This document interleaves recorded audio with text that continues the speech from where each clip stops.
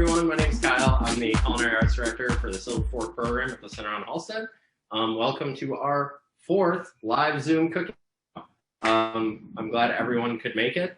And like I said, this is going to be, we are recording this, so once it's finished, we are going to have it lightly edited and put up on our YouTube channel, which we will share with everybody. So we are going to get right to it, and it's already, the oven's on, so I'm already kind of sweating, so I'm sorry about that. But so we're going to do 2 things today. I'm going to tell you about one right away, and then the other one's going to be kind of a surprise. What we're working on, so what we did last time was we worked with lobster, and that was kind of fun and informative for individuals who might have never worked with it before. Today we're kind of switching everything up a little, and we're going to make a couple of things that are a little simpler. And the 2 things that we are making, they do have 2 things in common. One is that they are really, really simple to make. 2, there are tons of variations you can do with these. 3, both of these originated in the Brittany region of France. And 4, they are both, for lack, I was trying to write something up, but for lack of a better term, they are both batters or batter-based items. So kind of very simple to put together. You just kind of throw it all in a bowl or in stages maybe, but then whisk it all together and you're pretty much ready to go. So the first thing that we are going to be demoing is a pastry / dessert / cake. We're going to talk a little bit more about it, but it's called Far Breton. F-A-R-B-R-E-T-O-N. Breton stands for the Brittany region of France in French. Far comes from Latin fare, for flour. So Brittany flour, that's how it translates. That doesn't sound too exciting. That's why we say Far Breton. It sounds nicer. So I did do a few things to kind of get ahead, because the thing is, this takes about 35 minutes to bake, start to finish. So I really hope that by the time we get it in the oven and by the time it comes out, you know, we're still on the video together so you can kind of see it. Afterwards, it needs to completely cool down, but then I will cut it and put it on a plate, and then I'll take pictures and I'll send it to everyone. So yeah, so we're gonna do Far Breton first. And I am going to kind of talk through while we do it, but like I said, I do want to get this going as quickly as possible. So totally forgot. I need a whisk. This is way bigger than I actually need, but okay. So, all right, Chef, is your oven preheated? Is that what that was? Yes, the oven, yeah, it was the beat. The oven is preheated. Why I'm sweating. It's 425 degrees. That's what we're starting with. The other things I did was the recipe called for melted butter to be brushed in a baking dish. I am using a glass one. A ceramic one is good, but I don't actually have a pretty ceramic one, so this is what I got. The other thing it called for ahead of time was there are prunes in this dessert. Prunes and raisins are the classical things in this dessert. Traditionally, you just kind of put dried fruit in there, but one of the newer ways, kind of like changes that they do, is soaking the prunes or dried fruit with alcohol. So ideally, you want to do this overnight. So I have 400 grams of prunes. They're not much to look at, but you know.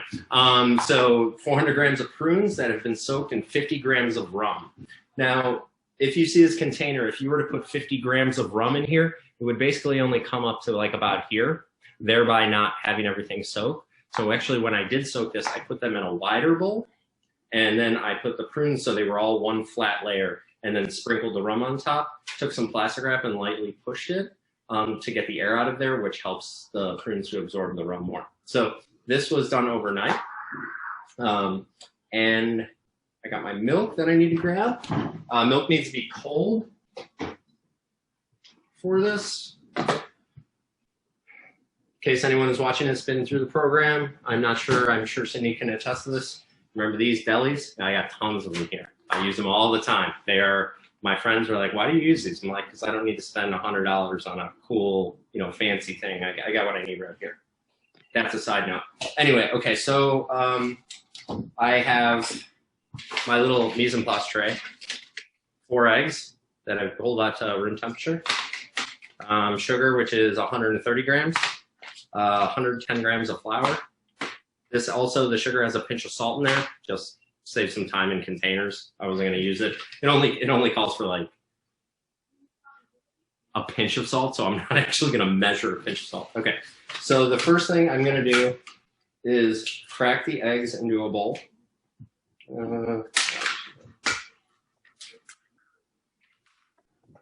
Now, I want to get this going right away, and I want to move quickly, but I'm also not going to get ahead of myself, because guess what? I've never made this before. So we get to kind of all do this together for the first time. I've made something similar to this before, like a very similar preparation, but not this exact recipe. So this is going to be a learning experience for everyone. I really hope nothing goes wrong, so I can kind of pretend I know what I'm doing. Okay, 4 eggs in a bowl, the sugar, and the salt, that little pinch of salt. So, Chef, why'd you pick this recipe? Sorry? Said, why'd you pick this recipe to do or try? Well, the main reason I picked this was because most of the time when we do the classes, no one really sees me doing pastries or anything. Like, that's not my jam. So I was like, well, I better show that I kind of know what I'm talking about. Two, the other thing is the fact that the simplicity of this recipe. Like, this recipe is really, really awesome. Just throwing it together. It's just super, super simple. So you really kind of want to mix the eggs up. We're not trying to create like froth, or like, we're not trying to put tons of air in it. You just really want to make sure they're incorporated. Like, you don't want little chunks, like when you see it, the little bits of white that aren't whisked in all the way. This also gives a chance for the sugar really to kind of get not diluted, whatever the word. Hydrated? Yeah, hydrated, absorbed. Okay, so that's what I did first, right? The pinch of salt, the sugar, and the eggs. That's it, right? I'm going to continue to do this, but don't ask me why, because I looked at this recipe, couldn't figure out why they did it. There was no explanations. But take the prunes. We're going to put them in the baking dish. I already think, I was like, this recipe calls for way too many prunes, but, you know, I don't want to. I also figured I didn't want to say, no, I'll figure it out, and then all of a sudden, like, the oven catches on fire or something, you know, like, that would be embarrassing.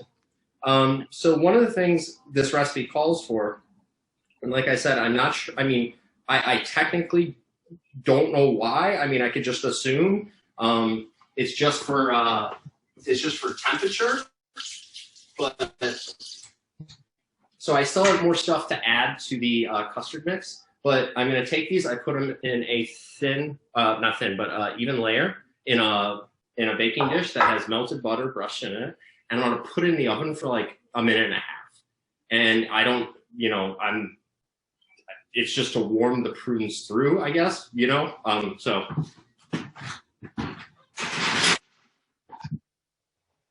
Oh, and it's going to be fun later because I'm actually going to move the computer. I set up another thing. We're going to do like live action cooking on the stovetop. So I'm still not going to tell you what we're doing yet. So now this recipe says sugar and eggs, salt, add flour gradually. So all I'm doing is just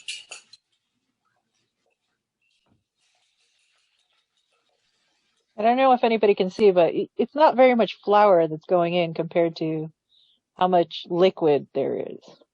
No, not at all. So I guess I could start talking about it a little too. So this bar Breton, it's a very simple thing, simple dessert to make. One of the things that sets it really apart is its consistency. So a way to describe it, I'm not a huge fan of this description, but it is what it is. It's in between like a flan and a cake, right? So it's like the flour gives it body, right? But it's still not. It doesn't have a crumb, right? So when you cut into it, it's still very, very smooth, like you would kind of see on a flan. So, based on what I know about it, it's almost, if anybody's ever had a Dutch baby, which is a type of pancake, which is, it's like a derivative of a pancake, except the pancakes we think about are very like cakey, airy, fluffy. A Dutch baby is like a very thin batter that you put into a very hot pan that you bake, and it puffs up a lot because of the egg and the dairy, and there's a little bit of flour, and it gets very puffy and all that stuff. So it's similar to that, I think, but maybe a little bit more custardy. Yeah. Because you can you cool it down and you bake it and you cut it and all that stuff.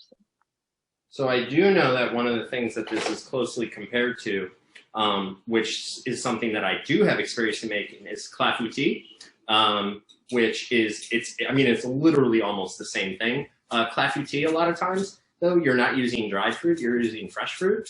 Traditionally, it goes with cherries that are actually still have the pits in them. But I have made them with everything. Not a really big fan of pears or apples in them. I mean, it's not bad. But I really do like stone fruits. Apricots in clafoutis is really good. So there I got, so it's, of course, it's a thickening up a little, but now I have 750 grams of cold milk that I'm just going to gradually add. I want to be very careful too. You don't just dump it in and then kind of like start whisking violently, because it won't come together right away, and it might like shoot like little milk splatters everywhere, which I followed up with Cindy on. And during the lobster demonstration, I was having a minor panic attack because the lobster water kept boiling over, and it was a disaster. So, and for the same reason, that's why you slowly add the flour in. You don't want it to just go flying. If we've ever dumped flour into something, especially something that's very wet, that flour will just kind of separate and poof and go everywhere. The other reason you kind of want to add it slowly, especially the flour, is so that you don't get lumps. Yeah. Okay, so this is one of the things I will do. So, for those who are joining us who have been in the program before, made cakes, if you haven't been in the program, never made a cake, or even if you have made a cake, we all kind of know what the consistency of most cakes are, right? So I whisk this up. I would tilt it and turn it, but that could be a disaster. So, chef, your prunes? Yeah, 1 second. Okay. So, okay, that obviously does not look like cake batter, right? Okay, so you can imagine that the texture of this is not going to be like a cake.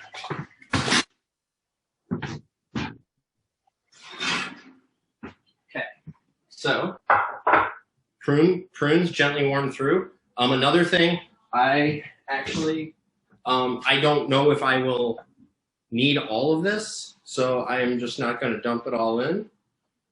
Once again, like I said, I've never made this before. But it actually, and it said an 8 by 10 dish or something. This is pretty much right on. Okay, will fit. Okay. Now I'm just going to grab this with my hands. No, I'm not. It was in the oven. Okay, I have to remind myself that once in a while. Okay, so I have the oven at 425 degrees. This is going to go in there for 10 minutes.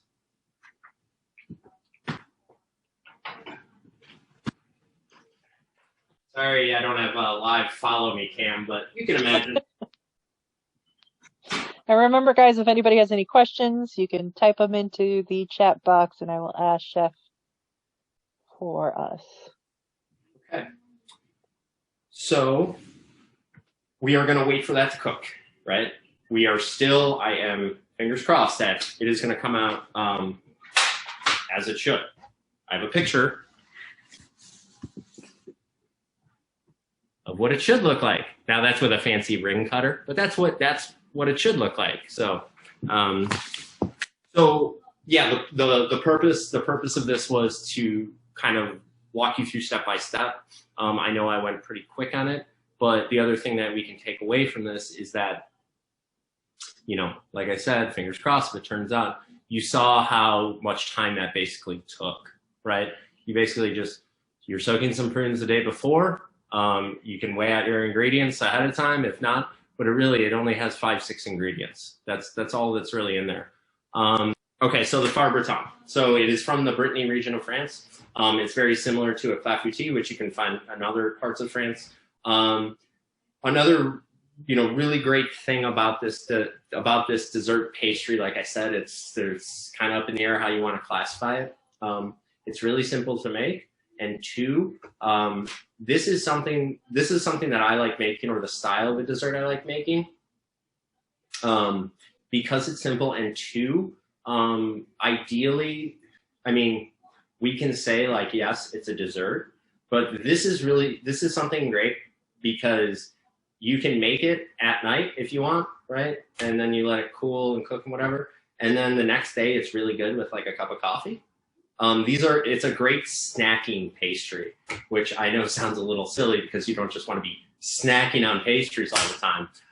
But a lot of this is kind of a traditional thing too. When made in France, like this is stuff that is given to kids, like when they come home from school, right? Just like a little snack, right? That like just something to hold you over. Yes, there's sugar and, a bunch of stuff, but at the end of the day, it's probably better than a bag of Doritos. So it's really simple to make. It can be enjoyed a lot of times during the day, breakfast, lunch, as a snack for dinner. The other good thing too is because of its simplicity, if you are entertaining at your house, right, and you're, having 4 or 5 people over and you're saying like, oh, I'm going to make some appetizers, I'm going to do this, I'm going to do this. You always want to be realistic about kind of expectations. You don't want to kind of overburden yourself. So, it's every time I do Thanksgiving with my friends, and I don't mind doing this, but I always kind of can help because I have a background in cooking. But, people a lot of times will kind of get really stressed out about dinner parties or kind of big meals, things like that. Rightfully so too. If you don't do it all the time, yeah, it's something you don't have tons of practice with, so it makes sense. I like something like this because of how easy it is to make and how, to put together. It gives you, and it tastes really good too. It's very simple. But it gives you time to really focus on other aspects that you might be doing with dinner, like things that might be a little more technical, things that, you might need to pay a little more attention to. And like with a lot of pastries, you can make it in the afternoon and then let it sit on the counter for most of the day. And then just gently cut it. It's perfect at room temperature. It's absolutely delicious. So, sorry, I got to reference my notes. I do not have every single thing memorized. So this recipe goes back actually to the 18th century. This is originally, I actually found it, this originally was a savory recipe. So it was kind of the same with that batter. They would fold like diced potatoes in there. They actually kept the prunes in there, but they would put like diced potatoes and onions. Of course, they'd pull back on the sugar in the batter. And then it would kind of bake like into like a casserole almost. And it was accompanied for like meat dishes. That's what it originally was. And then as time went on, it started getting to what it's more known as now as a sweet dessert. There was a point too, I think it was at the end of the 18th and into the 19th centuries, where the French chefs who were the people making it, they wanted something that was really rich. Because at that time, like there was a lot of things, everything needed to be opulent and heavy and, basically the antithesis of anything that would be considered peasant food. So they started actually adding more eggs to it and more dairy and, like they wanted it to be like a really thick, heart, like rich dessert. That's what the French do, like that's their jam.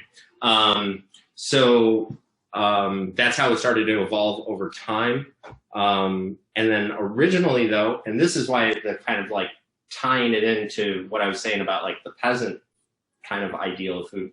Originally, this, when it was baked as a sweet dessert or like as something sweet, it was meant like to take like a little bit of it. It was given to agricultural workers so they could take it into the field with them. So they could put it in a basket, whatever, have it cut, put it in a basket, and that would be part of their lunch, snack, whatever you want to call it. So it's in there, 425 for 10 minutes. And then, let me check my recipe. And then we're going to turn the oven down to 350 degrees and do it for an additional 25 minutes. I typed this up because I figured I was typing it up, but I'm doing something for the first time, okay? Here is, like I said before, it's what it's supposed to look like. Here's the recipe. When you are making new recipes for the first time, okay, yes, you can do it right out of the book, right? But what I highly suggest is having the book somewhere as a reference, but also type, write, whatever. Do that because it helps to commit it to your memory and you're not always referencing the book. Then there's also the part of when you're making it and the book's like right here, right? And then you're like whisking and then egg shoots over, gets in your book, and then you're like that. Then some people are like, no, but don't worry about it. Just take a piece of plastic wrap, put it over. I'm like, that's a waste of plastic wrap. Just write the recipe out. It'll be fine. You'll remember it more, right? And then if you really like it, you take that sheet of paper, you fold it nicely, you put it into a little recipe binder, and then you'll have it, you know? And then that's what I have. I have like this little like Indiana Jones style thing that I, you know, take with me when I travel or whatever. So there's that. It's in the oven. We're going to wait for that. So now this is where I came and I was like hanging out and I was like, oh my God, what am I going to do? Like, I don't just want to stand here and talk, you know, for 30 minutes. Okay, so what else are we going to do today? We are going to make crepes, okay? Why I picked crepes? I don't know, it just popped in my head. But it actually made sense because, so crepes originated in the Brittany region of France as well. And crepes are a batter-based thing, and crepes have a lot of variations. So I lucked out, right? It just light bulb went out and it actually worked. Doesn't always happen, but this time it did. So if anyone has had crepes before, crepes are basically like a really thin pancake, right? As opposed to a traditional pancake that we have here that is topped with syrup and butter and whipped cream and nuts and whatever. Okay, the crepe is really thin and stuff is folded inside of it.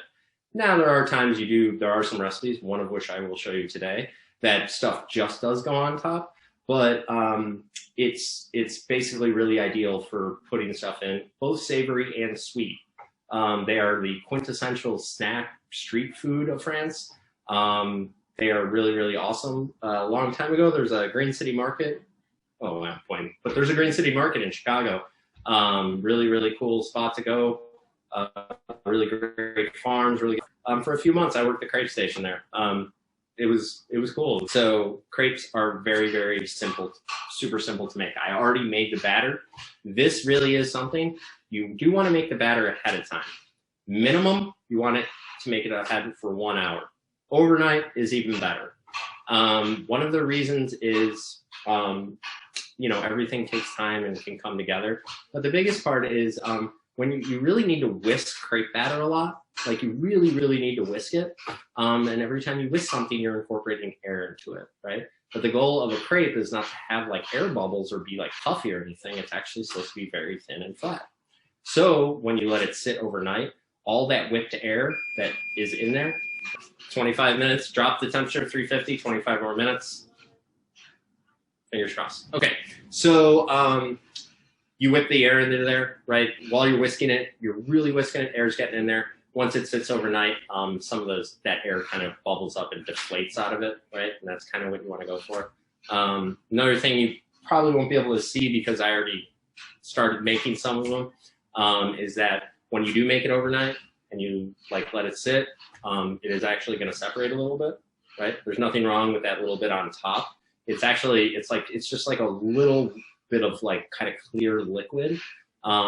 No big deal. You just whisk it right back in there. You don't have to remove it. It's nothing like that. I do have to do some maneuvering, right? Because we're going to do like action stuff today, not involving an crustacean. So I got to move the computer and stuff like that. But I can show you, you know, we're going to make sweet and savory ones. The savory ones, the thing about crepes too, a lot of variations. Yes, sweet, savory. Also, as simple or kind of complicated as you want to make it. There is a restaurant in Chicago. It's called La Creperie. It's in the Lakeview neighborhood near Clark and Diversity, just north of there. Been in business for like 40 years. Place is awesome. It's a traditional, like old school French spot. They specialize in crepes. Oh, what can you have in a crepe? I don't want to say you name it, they have it, because it's not like everything. But they have like chicken curry crepes, beef bourguignon crepes. And of course, like for sweet, they have like Nutella and jams and all types of stuff. It's a really, really cool spot. I mean, I've gone there a handful of times in my life. It's kind of a fun institution to check out. They're always like, you know, it's a very French spot, right? French jazz is playing, you know, the wine was all French. It's awesome. It's a cool spot. It's not crazy expensive either, so it's pretty reasonable. So we are going to start a few things. So another nice thing with crepes, you can make them ahead of time, right? And let them sit. So this is probably about 10 of them I made or something. I'm going to show you sweet and savory. And then I'm also going to show you how you make them to order. And then kind of how, if you want to make a stack of these, like literally, like I've made them before where they're like a stack this high.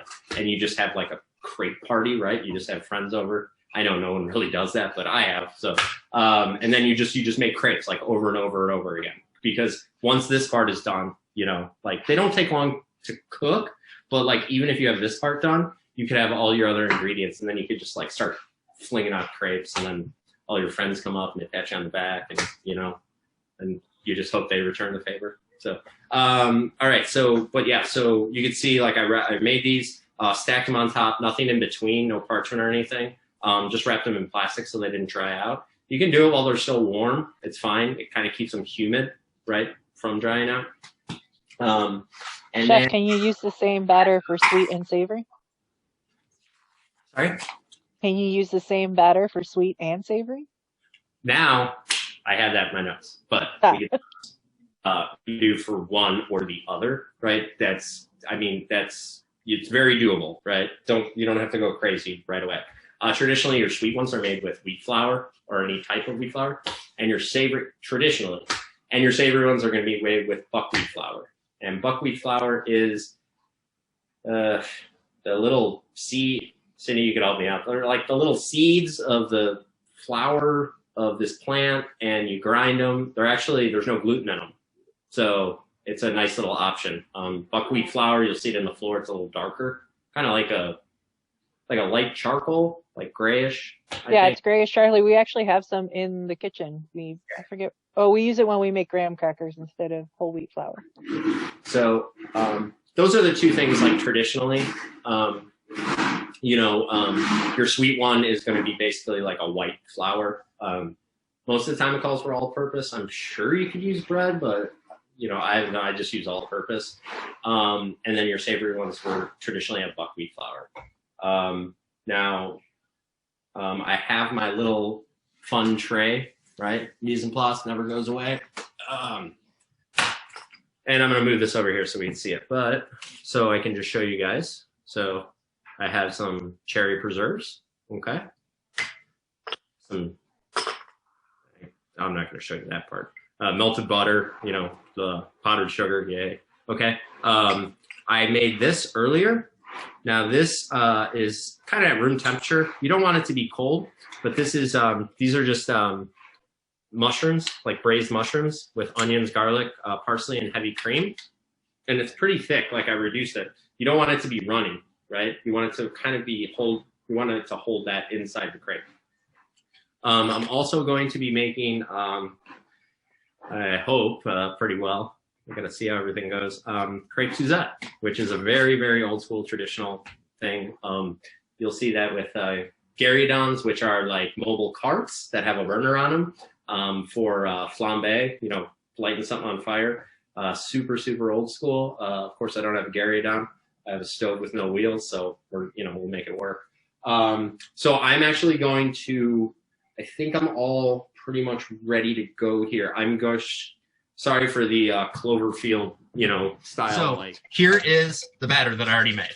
Okay, made it yesterday. Let it sit overnight. Okay. Now you can use a ladle if you want. Okay. I really do tend to prefer something with a lip, or you could use the deli containers because those are pliable. You can kind of squeeze them and create like a spout. Or I have this that has a spout.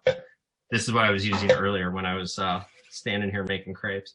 So I'm just going to pour the crepe batter in.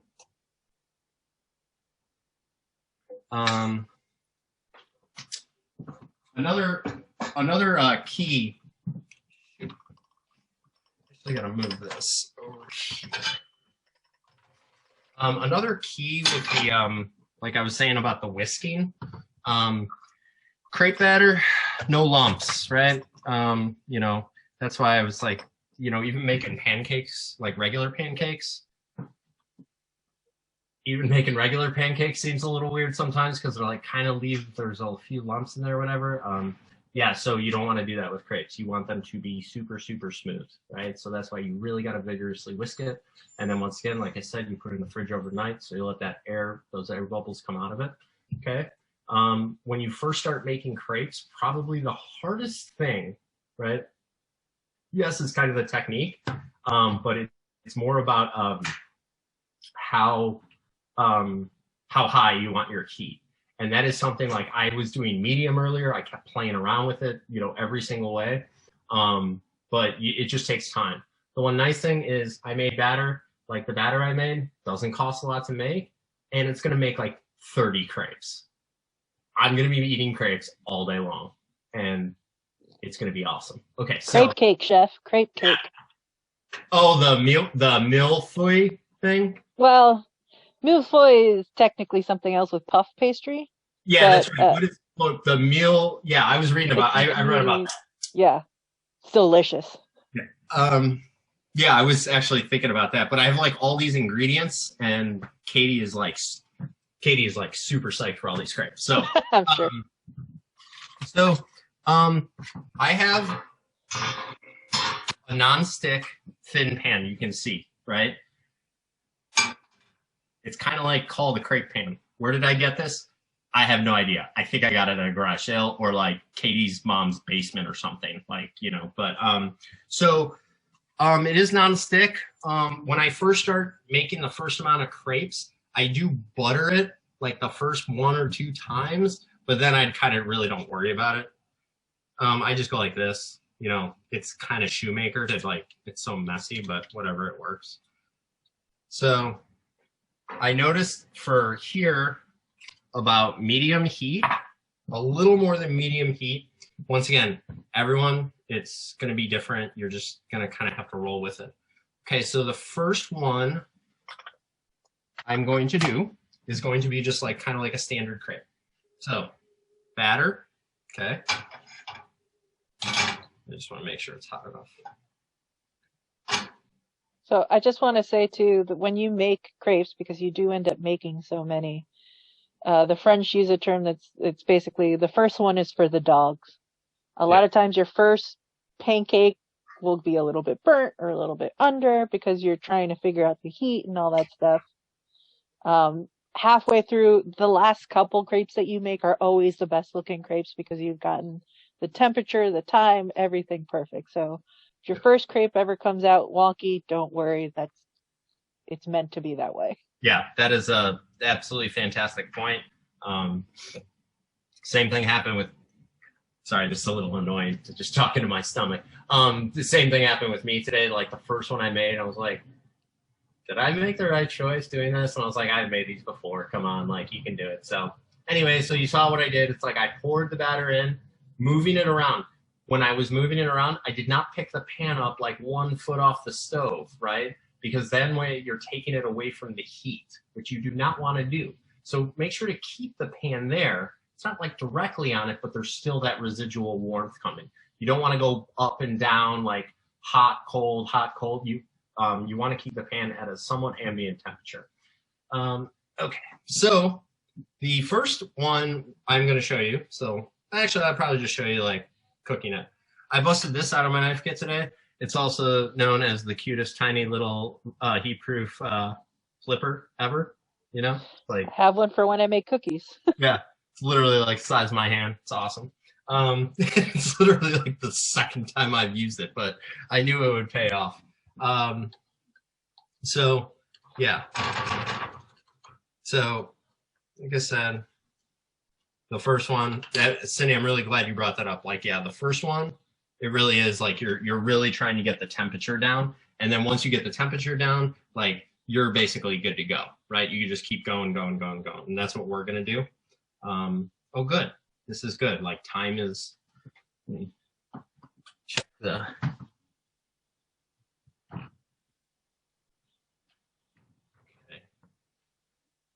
Well, hopefully that Farber tone works out. It's like it should be. So what are you looking for in your crepe, chef, so you know when to turn it? So for one, I am looking for not kind of any runniness, like I don't know, congealed cooked, right? That's what I'm looking for. This burner that I have right here on this side of the stove is like super strong. Like if I turn it up all the way, I don't know what's wrong with it. But like if I turn it up all the way, like I could cook stuff like over here with it. So I got to be kind of careful. What I want to make sure is that there's no real loose batter on the top. It's actually like cooked, right? And the next thing I'm looking for is I'm looking for browning along the edges. I have some right here. And then like I can do it, right? You know, like you take it and you flip the whole thing.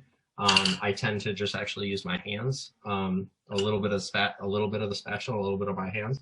So we'll do the first one. Okay.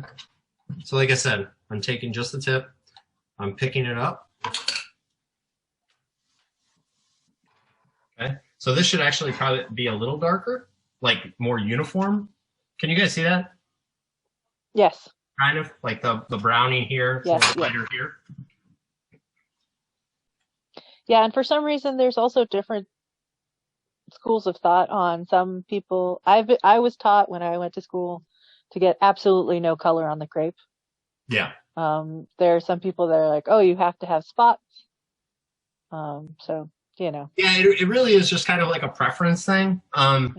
You know, ideally, GBD, golden brown and delicious, but like for me, I like light golden brown and delicious. Like, you know, like not, you know, not like not maybe as like dark as you might see like a pancake.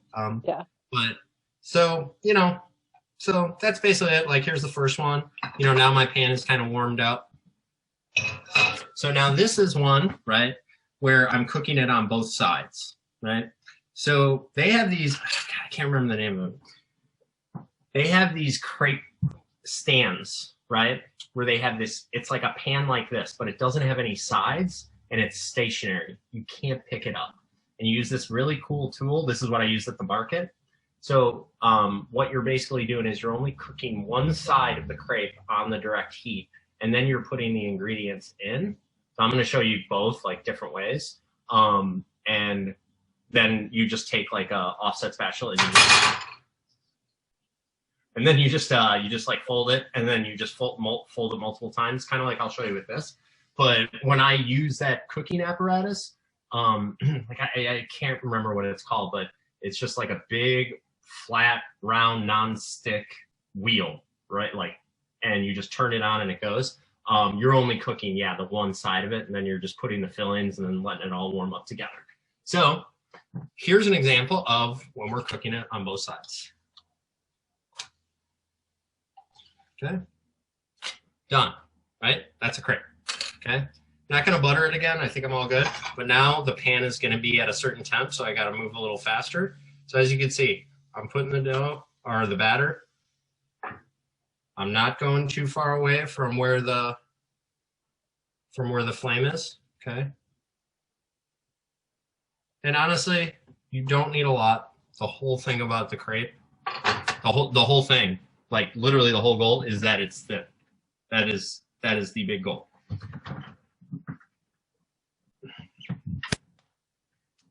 was wondering where all my delis were today, and I remember. I was like, oh yeah, it's all my mise en place. Okay, so it's warm, but whatever. Okay, This side got a little crispy, but it's okay. I mean, like I said, school of thought, right? Some people like that little crunch on the outside. Some people think they should be soft. I'm sure there's been multiple serious arguments in France about this stuff, but you know, you make it however you want to make it. You know, you get good at it, you learn. So first, simple crepe. Sorry, I'm just simplest crepe I'm gonna make right now. Very super simple, traditional, kind of like my favorite. And that is just butter and sugar, right? This is the butter and sugar is going to be your most common like street food. Like you can grab it, they fold it, they put it in like a little wax paper and napkin, and you just eat it on the go. It's delicious. It's awesome. So for that, I'm not turning it, right? I'm only cooking one side of it, not turning it. I've got some melted butter.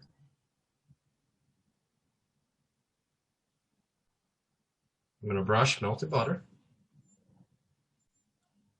all around. And then sugar.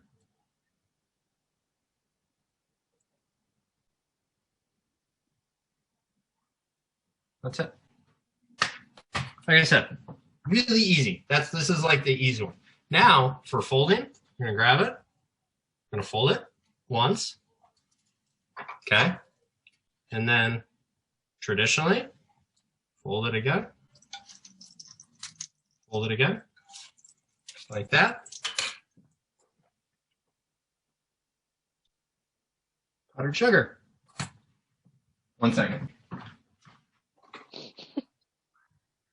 Sorry, some butter and sugar got out. I just want to make sure. Oh no, I'm laughing at Naya grabbing at the screen, wanting the crepe. Oh.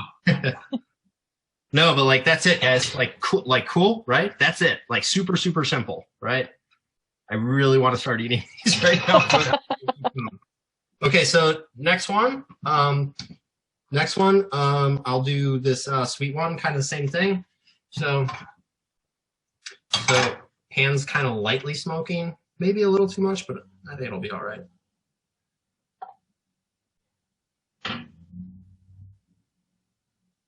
Yeah, shoot.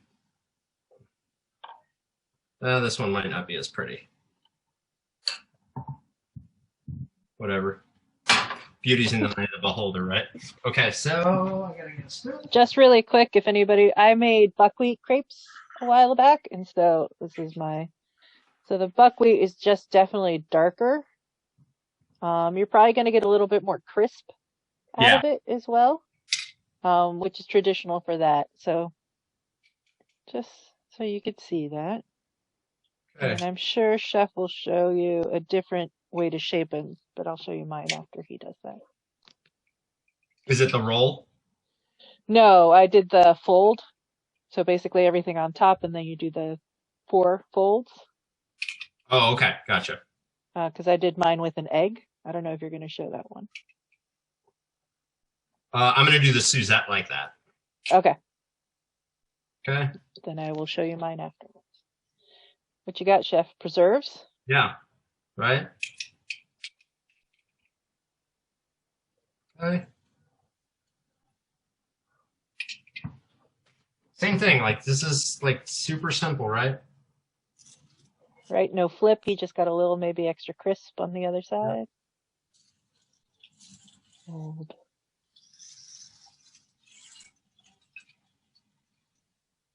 That's okay.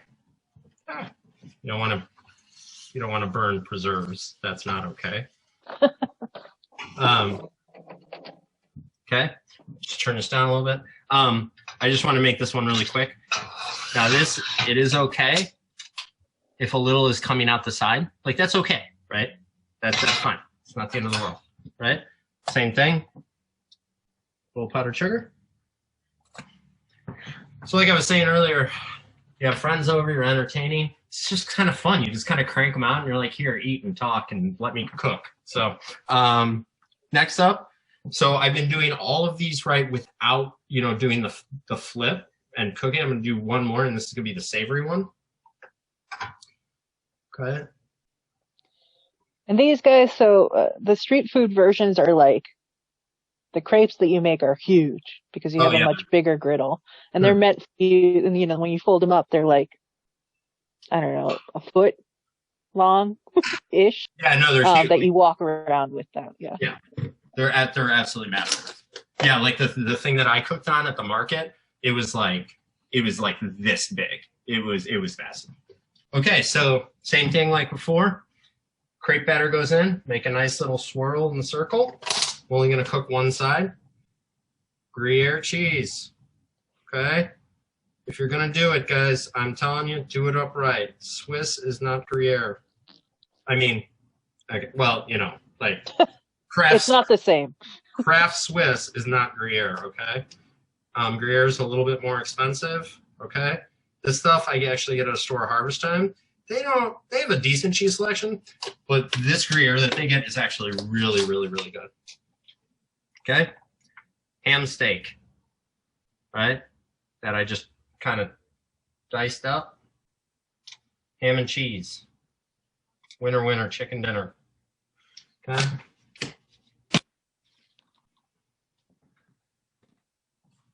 Sorry, I gotta do it. Chef, you have all the fun ingredients for your videos. Your lobster, Oh man. your crepes. Oh man. Oh, that's good. That's good times right there. So we have a question about what the tool that you use to spread the batter. I've always known it as just a batter spreader. Yeah. Literally, it's a crepe batter spreader. It's not. Could never find a fancy term for it. But yeah, it looks like a T. Yeah, it's a T. It's two pieces of wood. One screw like pops in or screws into it, and the way you hold it, it's like a squeegee, right? Like you put the batter down, and there's this technique where you turn it and you swirl it, and you're starting from. You put the batter, as you can see with this. I took the batter, I put it, and then I'm like swirling it. This one, you put the batter right in the middle, and as you twirl it, it pushes the crepe batter out. Exactly. Yeah, and I tried to look it up, Chef, but I could only find crepe griddle, what it was called, for the big, griddle that you make crepes on. Okay. So as you can see, once again, this is one of the ones where I just cooked on one side. Okay.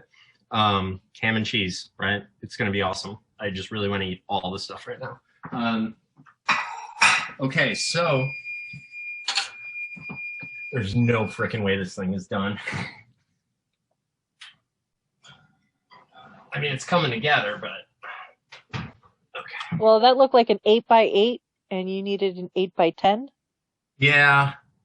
So you probably need, I don't know, 5 to 10 minutes. Yeah. Okay, so like I said, so that's making the crepe start to finish, right? Or I mean, like doing it a la minute, right? But there are also the ways like you're entertaining a bunch of people, whatever. Now we're gonna use ones that are kind of already cooked, right? And they last, they're fine. You just have to make sure they don't dry out. That is the whole key. They don't dry out. So now I'm gonna grab the ones that I already cooked, which are here. Okay. So these are the ones that I've already cooked, right? Basically, all we're trying to do now is just reheat, right? I mean, we don't need to, maybe get a little extra crisp on them, or not extra, but like a little crisp. But like, we're not looking to, we're not really looking to cook them a whole lot. Okay. So, wait, where'd my thing go? Oh yeah, here it is. It's always fun because you think of being in the kitchen, right? And you're like kitchen towels. You're like, oh, they're white or they have the stripes. And it's like here, I'm just like all over the place. Different. I have a yellow one. And I was like, I should probably not use the yellow one. Okay, so. Okay. It's fine. Soft. It's pliable. Okay. Maybe you want to put the side that needs a little more color. So you see how this one's a little darker, lighter. I'm going to put the light one on the outside.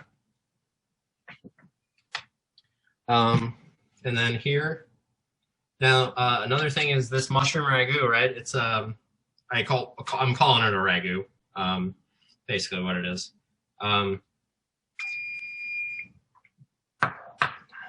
the key here is you want to make sure it's hot, right? So if you were to have this cold, it would, you'd probably almost overcook the crepe by the time, it was there. So I'm only spreading it on half. Oh my God. I'm only spreading it on half of it. Okay. And, whatever. Let's see what we got going on here. Oh, maybe some more Gruyere. No big deal, One thing here that's kind of important is that once you, as you can see the difference, I could fold this one into quarters. Once you start doing more of these like savory, almost sit down ones, you're most of the time you're only going to do one fold. Because if you try and fold it multiple times, it'll just break, right? So in this instance, when we're only doing the one fold, I can bring it up. I can fold it, and I can let it sit, and I can let it cook, right? Like I said, we want to make sure it's hot. We want to make sure it's warm and the cheese is melted. So we let that go for 45 seconds or so, and then we're just going to flip it to warm it through on the other side, right? And then that way when we cut into it, or, I guess we should probably cut into it. And then I'm going to make another one, which is going to be the classic Crepe Suzette. And this is going to be some little flair, so to speak. So, yeah, so there's that, right? We're just going to take my awesome little spatula. And I'm like so happy. Okay. Got some crisp on the outside. So a little crunch.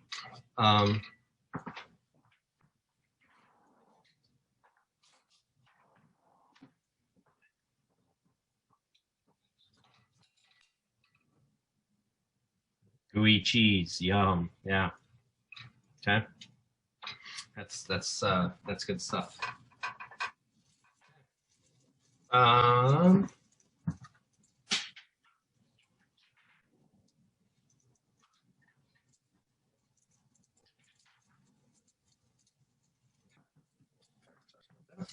Okay, so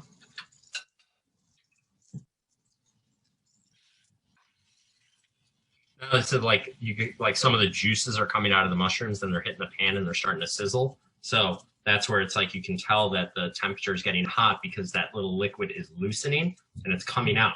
But you can see it's not just like, it's not spilling out. So that's when I made this ragu, I wanted to make sure it was tight enough where when I put it in there, it hit heat. It just didn't splush, I don't know, oh, whatever, all over the place. Okay. I'm going to not be lazy, guys, but I'm just trying not to dirty every plate I have. So,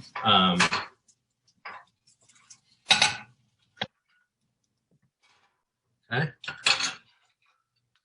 So here's the one with the ham and cheese, right? It's a little bit, lighter. Here's one with the pre-made crepe. All right, now should have grabbed my last paper towel on the roll. Bad mise en place. Bad mise en place. Okay. So, and this is kind of something you do just, every once in a while. Just rub the pan. Okay. It's a little dirty. It's not crazy. Not like filthy or anything. Okay. So, I will need to get a pan for this. Or, I'm sorry. I don't mean to walk away like that. A new plate for this because this is one that we'll want to see. Okay, so Crepe Suzette. Crepe Suzette, like I said, traditionally the crepes are made and then they come around in a little pan with this little like syrup mix and then they shoot fire, which is what we're put fire, and that's what we're going to do. So we take the pre-made crepes, I'm going to fold it in quarters.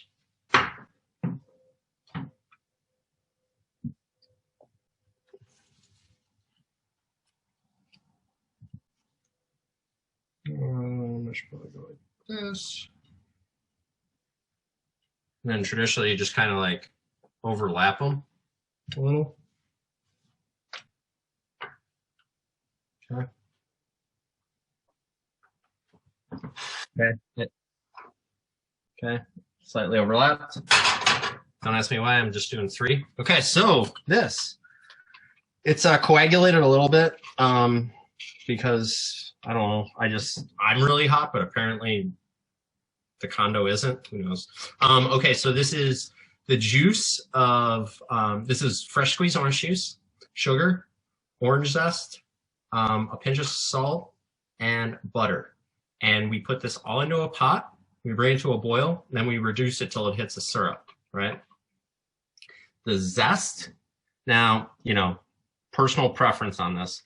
I actually took not a microplane, but an actual zester. So we have the ribbons of zest. That's how I've seen it done the most.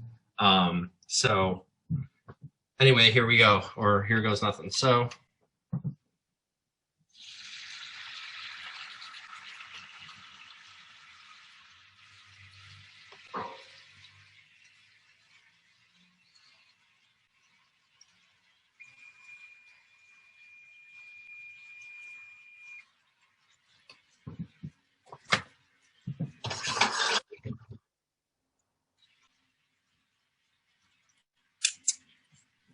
And Chef, do you have a recipe for your orange syrupy goodness? yeah, I do. I'm gonna send that to everyone. But I think it was like, I made a half batch, but it was like 70 grams of butter, 60 grams of sugar, juice of like 2 oranges, the zest of 1 orange. Now, ideally, I mean, I want this to make sure it gets hot, so I might have to just kind of turn them. But as you get, like, I'm trying to get them coated.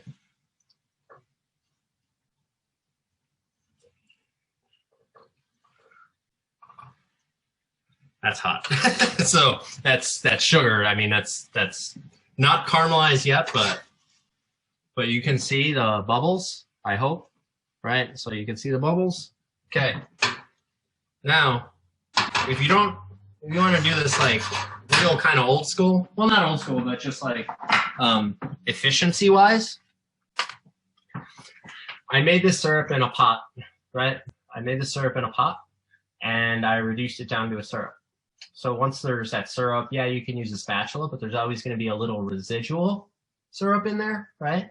So one way to get it out while it's still warm. The last part of this is high proof alcohol, right? So Grand Marnier, triple sec, Cointreau. Those are the 3 most common. It's sort of interchangeable. I would suggest Grand Marnier and Cointreau, which is what I'm using. So I take some of the Cointreau, put it in that pot that I made the syrup in. That helps to loosen that residual syrup and mix with the Cointreau, and it just flavors it a little more. Okay, so let's do this. Okay, so this is the, oh man, what the heck? Get off me, plastic wrap. Sorry. Okay, cooking with liquor is cooking with fire. Okay, so we got to be careful. So I'm going to turn the flame up. I'm going to take this off. Okay, not leaving it on. I'm taking it off. I'm going to pour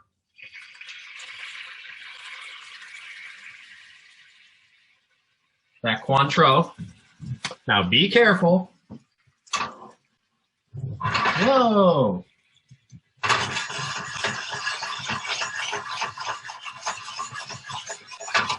Okay. Did everyone see that? The fire, the flame? Okay, cool. That's the most important part. If not, it's kind of all for naught. Okay. So now I'm going to plate this. Just for simplicity's sake, I'm just going to kind of dump it on, so to speak. Okay.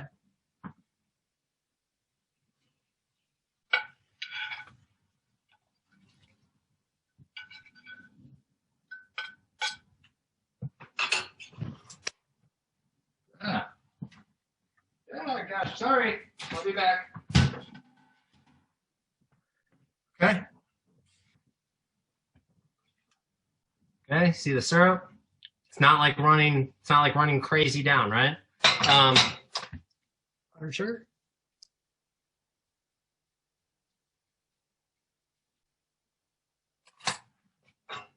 And that's Crepe Suzette, right? Super cool, super awesome, super old school, very traditional. I'm actually going to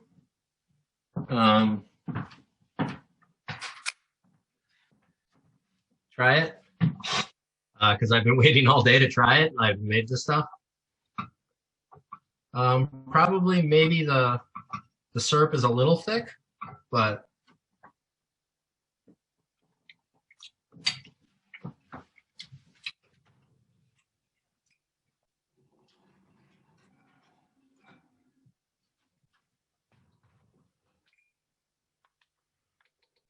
stupid dessert. Okay. Yeah, it's really good. It's got good flavor. It's got like a little. The edges are really crispy. It's got the ribbons of orange zest, which are also, I just think they're kind of prettier to look at on it. It's definitely sweet because there's sugar and stuff, but you get a little flavor of the liquor, but not the actual liquor itself. Okay. Now back to the other part of my big kitchen. So that's basically it, guys. Like that's crepes, right? They're like super simple. You make some batter. Like Cindy was alluding to before, or like I said, you don't just technically dump all the ingredients in and then whisk and then it comes together, right? You do have to do it in stages. So for the for the crepes, it was starting with the eggs and the flour and really kind of whisking them. They create like a paste, but you really just keep whipping it and whipping it. You really want to break up that flour, and then you're slowly adding your milk into that. And that's those are basically crepes. Those are basically crepes. They're super easy to make. I think they're really fun. I'm gonna be making them for tonight. Whatever. The ham and cheese ones are awesome. I made one. I like snuck one today. Well, I like to say no one was looking, but obviously no one was. So, there are a lot of, there's tons of different ones. So like I said, like that restaurant. So tomorrow, for dinner, I'm actually making, like a Thai style, green curry chicken. That can fold right into a crepe. Usually a lot of times, like I said, curry chicken, French people really don't like spicy foods. It's not like in their wheelhouse a lot of times. So they will use a curry called Vadaven curry, which is a curry powder, and it's just not as assertive on spice. It has all the flavors, just not spicy. But you can make lobster crepes. You can make shrimp crepes. I know it sounds kind of weird, but yeah, you can make all kinds of stuff with it. And it's the same thing with the dessert that's obviously not finishing on time. You can make tons of different things with that. Traditionally, like I said, this one is made with dried fruits and then sometimes soaked in alcohol. And you can see I poured it in a deep dish. And the thing is, it puffs up and then it kind of deflates. But if you were to do like a thinner dish, right, that'd be better for like fresh fruits. Because you don't want the fresh fruits to sit in there too long, or they'll get all mushy. Like with apricots, if you put wedges in there, you almost want the wedges of apricots to just be peeking up above where the batter finishes, and that's usually like a good reference point for that. Chef, if I can show my crepe real quick. Yeah, go for it. The way I folded it is what you do is you put the filling in the middle. Oh, okay, cool. And then crack an egg in there, and you do the folds, and then you just put it in the oven for a couple minutes to cook that egg, and so then you cut into it. Mine had kale, matakis, Gruyere. I think I put chicken in mine as well, and then that egg topping. I've actually never seen that before. Oh yeah, this is Brittany style folding with the egg, whenever you do the egg like that. The ham and cheese ones are like a slice of ham. Yeah, like yeah, fold it. right, Dijon mustard, and then they will crack an egg and then throw it in the oven or something to finish it off. That's cool. And that's did you do that at a restaurant, right? No, that's at home. Oh, or at home. Okay. Yeah. Yeah, I probably have never seen that before because I've only made them stovetop. Like I've never used the oven. So, or I've never had anyone show me to use the oven before. So That's only if you do the egg. So when the batter, do you just wait for the one side to cook and then the other side of the batter to still be where it can be adhesive? So yeah, basically. You can do it like while it's all on the stove and do the folding and then take it off your pan and then put it in the oven. Gotcha.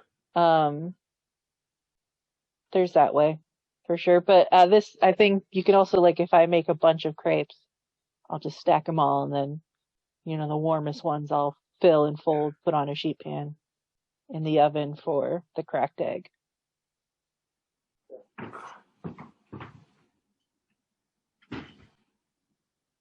I'm sure there's a way you can cook the egg while it's still on the stove, but yeah, I've always been taught to just put it in the oven.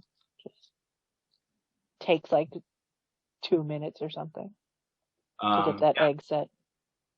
So I guess this was a somewhat successful demo, at least with the crepes and showing the dessert. The dessert is still going to need some time. So yeah, we're definitely going to need to get some editing on this one. So anyway, does anyone have any questions? It doesn't look like it. Oh, okay. It's 2:20. 2:20. Okay, cool. So that was definitely an hour or over. So how long do you think your dessert needs? It probably needs another like 15 minutes. It's still really, really jiggly in the middle. So, hey, like I said, I've never made this before. That is not an excuse. But I'm really happy because now I know. So when I want to make this again, I can definitely say it's like, oh, okay, this is the baking dish I have. Make sure I would actually probably have that initial 425 degree cooking go from 10 minutes to like 15 minutes. And then that would help take off an extra probably 10 minutes of the future stuff. But overall, the recipe did say that it would take 25 to 30 minutes at 350. And this is obviously, we're going to be going on like 40 minutes at 350. So yeah, it's a learning experience, but hey, you know what? That's kind of, that's the best part. We always say that in the class, right? It's all about learning and figuring out how to make it. If you don't make it perfect the first time, make it perfect the second time. So,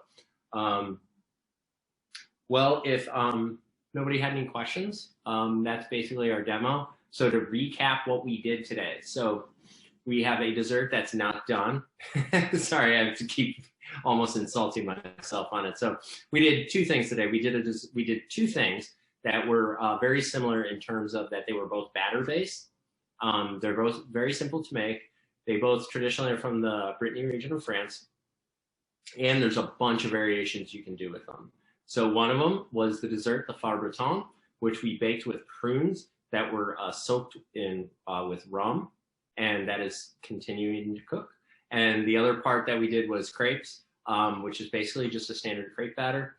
And then we filled it with a mushroom ragu, ham and cheese, plain just butter and sugar, cherries, and then we made Crepe Suzette. So I highly suggest making crepes and this other dessert. They're super easy to make. You can do it at home. It takes a second to whip up. Maybe it takes longer to cook one of them, but so that's about it. Good seeing everyone. And thank you. And we will talk to you guys soon. Hopefully everyone has a good day. Stay safe out there.